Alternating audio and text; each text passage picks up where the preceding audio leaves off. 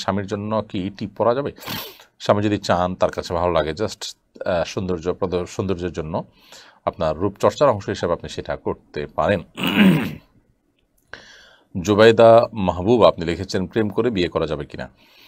বিয়ের আগে সম্পর্ক করা পরিষ্কারভাবে হারাম।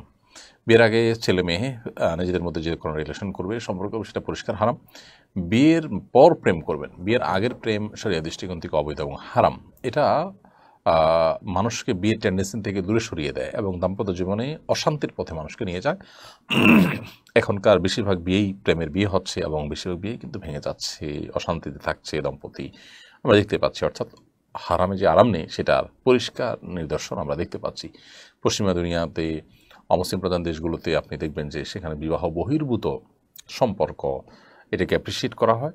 সেখানে কিন্তু দাম্পত্য সম্পর্কগুলো ভয়াবহ অবস্থা এবং ঠুনকো। তো যার কারণে বিবাহের আগে আসলে কোনো প্রকার সম্পর্ক করা যাবে না। জানাশোনা নিজেদের মধ্যে আপনার এর জন্য যতটুকু প্রয়োজন ততটুকু তথ্য আদান প্রদান করা যেতে পারে।